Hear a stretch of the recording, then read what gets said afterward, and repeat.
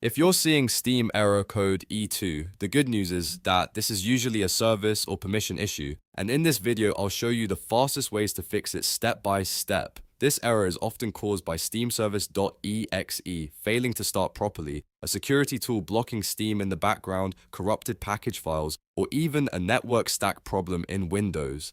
So stay with me, because we're going to work through the fixes in the right order and get Steam launching normally again. And if this tutorial helps, make sure to hit the like button, subscribe to the channel, and turn on notifications so you don't miss the next fix.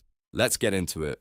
First, we're going to repair the Steam service because this is one of the most common causes of error code E2. Steam depends on a background service to update files, verify access, and handle important tasks behind the scenes. If that service is broken or not registered correctly, Steam can throw a service unavailable error. To begin, close Steam completely. Don't just click the X in the corner because Steam may still be running in the background. Press Ctrl, Shift, and Escape to open Task Manager, find Steam or any Steam-related process, and end it completely. Now press the Windows key and R at the same time to open the Run box. Type CMD, then press Ctrl, Shift, and Enter to open Command. Prompt as an administrator. This part matters because the repair command needs elevated permissions. In the command window, type the following exactly as shown: /program files x86 /steam /bin /steamservice.exe/repair. Then press enter and wait for the process to finish. If it completes successfully, restart Steam and check whether the error is gone. If you're still getting the same issue, the next thing to check is your antivirus or hardware level firewall.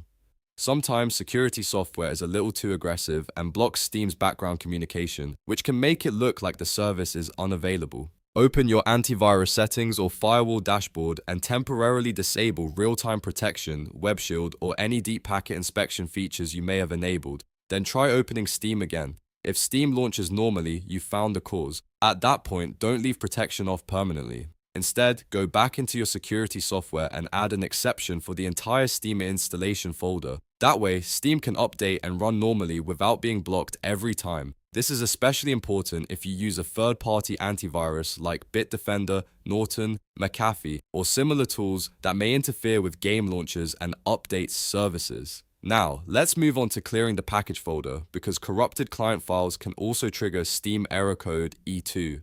The package folder contains update-related data and manifests, and if those files are damaged, Steam may hang while trying to initialize the service. To fix that, open File Explorer and go to your Steam installation directory. In most cases, that will be /program files x86 /steam. Open the package folder inside that directory and delete everything inside it. You do not need to delete the Steam folder itself, just the contents of package. After that, relaunch Steam. The client should automatically recreate fresh package files and download anything it needs. This step often resolves startup problems caused by stuck updates or broken metadata, so give Steam a minute to rebuild everything before testing the launch again. If the error still shows up, the next fix is to reset Winsock and the IP stack. This may sound technical, but it's actually a very useful repair when Windows networking gets corrupted. If the socket layer is damaged, Steam can fail to communicate with its local service properly, which leads to service errors. To do this, open Command Prompt as an administrator again. Type netsh winsock reset and press enter. Then type netsh IP reset and press enter. Once both commands finish, restart your computer immediately. Do not skip the restart, because the reset won't fully apply until Windows reloads the network configuration.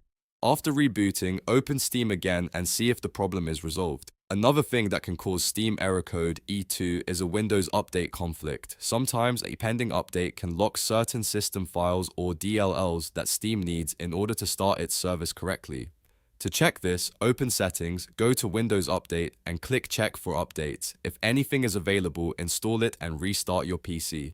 Even if Windows says you're up to date, it's still a good idea to restart once more, because that can clear temporary file locks and finish applying changes in the background.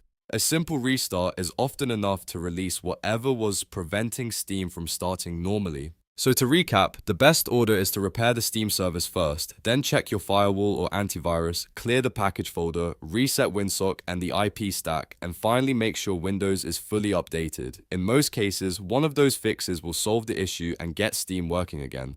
If this video helped you fix Steam error code E2, please give it a like, subscribe for more simple PC troubleshooting guides, and share it with anyone else who is stuck on the same problem. Thanks for watching, and I'll see you in the next one.